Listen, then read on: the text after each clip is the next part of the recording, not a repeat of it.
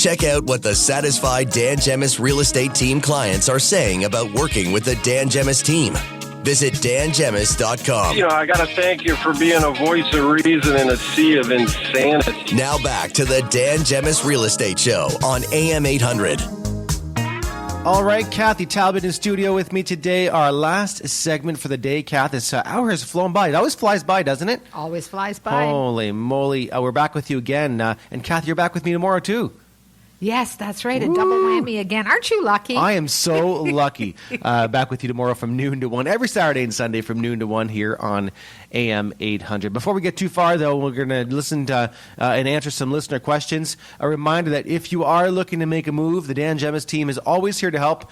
You can reach out to us 7 days a week at 519-566-5565, 519-566-5565. You can also find us on our website at dangemus.com. And we cannot forget about our perks program. If you are a past client or a current client of the team, you qualify for the VIP perks program.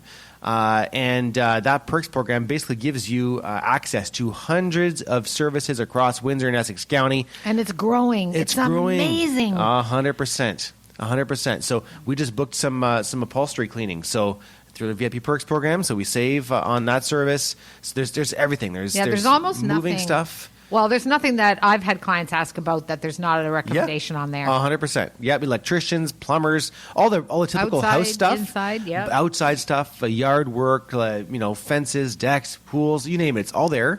And then there's just everyday stuff as well. Mm-hmm. Spas stuff and various stuff like that. Pet things, you can find it there. So if you are a past client or a current client of the team, make sure you go to the Perks program tab on the website and sign up for that, and you have access to save on hundreds of services across Windsor and Essex County. So, Kath, what do you say we tackle some of these listener questions? Alrighty. Okay, on the list here, let me see here. Go down the texting platform here. Why are homes relisting at higher prices? Ooh, we're seeing that quite a bit right now. Yeah.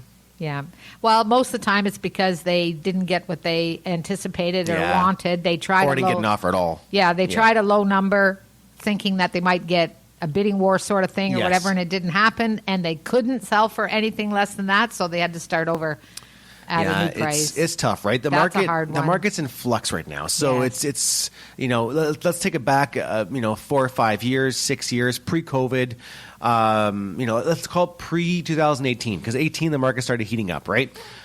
You'd have a house on the market for 6 months, 7 months, 8 months. It would be months for sure. And you'd get multiple offers, which back then was 2 offers, $1,000 over asking. Yep. And then, or you basically just you negotiate a deal, and you'd end up with whatever, $5,000-$10,000 under asking, assuming the house is priced where it should be, right? Well, then during the heat of the market, during COVID, people were just, as we know, buying anything and everything, paying ridiculous prices that it didn't matter if there was any comparables. People just wanted the house, right? And so you saw things moving much, much quicker, and pricing didn't matter that much at the time, right? Comparables didn't matter that much as time went on.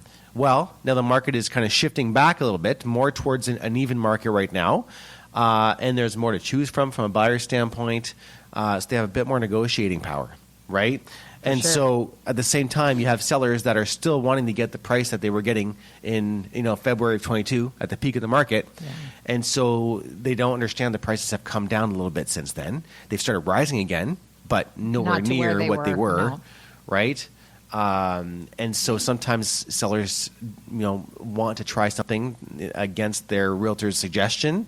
And they quickly realize, okay, maybe this was not the right thing to do. Let's adjust. And then they increase the price closer to what they were expecting. Yeah. Right? Or what they wanted, what they needed. So that's likely why you're seeing that happening. But yeah, especially if the price is going up, not down. That's usually what happens. There's not a lot doing that. Right now. No, not tons. But we have seen it. Yes, 100%. The next question, pool or no pool? So I'm assuming this person's asking should they put in a pool before selling or no pool? I say no. I agree. No. Yeah, I wouldn't do it. It's a huge expense, and it narrows your market big time. You used to be able to do a pool for $30,000. Now you're $100,000 for a pool. Yeah. $70,000 to $100,000 for a pool. Some buyers don't want a pool. Others do. At the end of the day, if they want one, but there isn't one, they can put one in. If there is one and they don't want one, how do you take it out? That's right. It's a pain, right? Yep. Maybe if it's above ground. Big expense to fill it in. Yeah, it's a disaster. So I would suggest if you are looking to sell, I wouldn't do a pool for that purpose. You won't get your money out of it. No. So the pool is one of those things that you do for your enjoyment. You don't do it necessarily to get your money back out. So if you plan on selling in the next couple of years, I would recommend against installing a pool. Yep. Especially the prices today. Holy moly. And let's see what else we have here.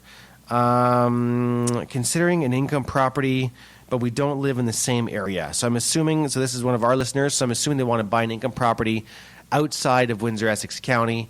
What do we think? Well, from a property management standpoint, so you need to be able to manage the property. So I guess my first question, without having access to this listener, is what kind of property? Are you hoping to get a single-family home, a multi-unit, a duplex, a triplex, a fourplex, or something larger than that? A commercial property?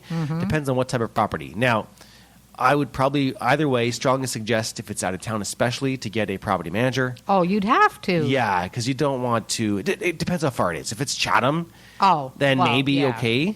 But that to me will depend on what kind of property it is. If it's a single family home, then typically the tenant takes care of the majority of the stuff, the yard work and the snow removal and the grass cutting. So not as big of a deal. But if it's multi-unit, then it needs more care. Yes. So you need to be around a bit more often to kind of check in on it. And, do you have to collect rents in person? Are they e-transferring? Are they writing checks? What does that look like? Right? So it depends on what's involved there. Yeah, because we have a lot of investors that have invested here from the GTA or whatever, and we are affiliated with a great property management company, and they just take care of everything. 100%. And it's worked wonderfully for those investors. And I've only worked with a few, but none of them have taken care of the property down here by themselves. No, it's a lot. Yep. It's a lot. It's depending on where the property is and what kind of property. Now, we've had multiple rental properties in the years past. We still have some now.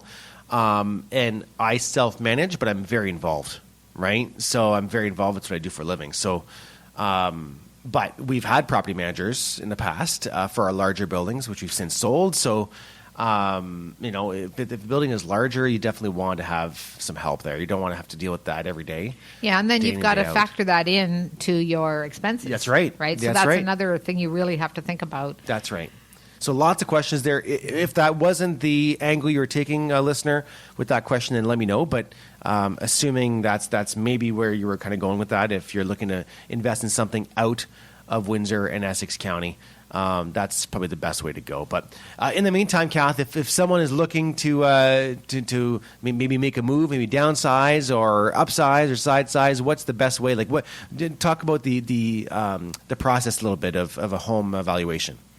Well, once you've reached out to the team, one of us will call you right away, and we'll ask you a few questions, just basic questions, like, are you looking to move, or are you, what's your timeline like? Do you have to move, or are you upsizing, downsizing, whatever? We just get some basic info from you, the area that you live in, how long you've been there, and maybe the upgrades that you've done on the house. Yes. And that gives us kind of a base to start with, and we'll set up an appointment with you. Even if you aren't quite ready, it doesn't matter. We'd still love to come out and see the house personally, because it's much different than just going online and saying, 8 houses sold on your street, but I don't know how they really compare to your house until I've been in there and looked at it. Yeah. And that's a complimentary service we offer. We don't charge anything for that, and it gives us a much better feel for the property. And then we can go on from there. If you're not quite ready, we can keep in touch with you until you are closer to moving. Or if you're quite a ways out, you can also reach out to us and say, we spoke a few months ago. We're ready now for you to come by. It's quite a range of the process, but we've got to start somewhere, and that's how we usually start, is by at least speaking to you and That's right. getting some info. We service all of Windsor, Essex County, so everything this side of Chatham. So Yes. The team is large. It's ready to service everything Windsor, Essex way. So whether you're in Lakeshore, Bell River, in Kingsville, Leamington, Windsor, Amherstburg, LaSalle, Essex, we are there. We're there to service you, and you can reach out to the Dan Gemus team. But hey, what do you say we do this again tomorrow, Kath? Well, I would love to. We've got a fun show planned for tomorrow. We're going to talk about some first-time home buyer mistakes to avoid. We have Patrice. Oh, speaking of property managers, we have Patrice from Goldmeyer Property Management on with our segment for tomorrow. And let's see here. Oh, Kath, you want to mention a property? No, I want to mention a person. Oh, a person. Last week I met a wonderful fellow, and Tell me. And his name is Enos. Hi, Enos. Enos. And I wanted to reach out and say hello to him. I'm going to be working with him in a couple weeks. Okay. I'm really looking forward to working with you, Enos. I hope you're listening today. I said I would say hi, so I'm saying hi, and I really enjoyed meeting you and your family, and I look forward to seeing you in a couple weeks and moving forward. Oh, fantastic. Well, thank you for listening, Enos. We appreciate it, and for calling the Dan Gemus team. We're happy to work with you and help. So there you go. And, Kathy, we've also got some extra listener questions that have been coming in here. We'll tackle those tomorrow, okay, on tomorrow's show. One of them is, should I price my house high? And let's just see here. Should I price my house high and lower later, or start low to attract buyers? Okay, so we'll That's tackle a good that one tomorrow. Yeah. We also have, how often are appliances included? All right, we'll tackle that one too. Should I replace the roof before selling? Okay, lots of good questions today. All right, we'll get to those tomorrow. And how does a seller decide between multiple offers? All right, some good questions. That's good, yeah. All right, so we'll tackle those tomorrow for all those of you sending those in. And others as well. Okay, so lots more to come. We'll see you all on tomorrow's show between noon and 1 with Kathy Talbot. I'm Dan Gemus. Kath, we'll see you tomorrow. Oh, you'll see me tomorrow. All right, everybody. Thanks you all. Thanks you all. Thanks you. We appreciate you. Thanks, everybody. We'll see you all tomorrow. Bye.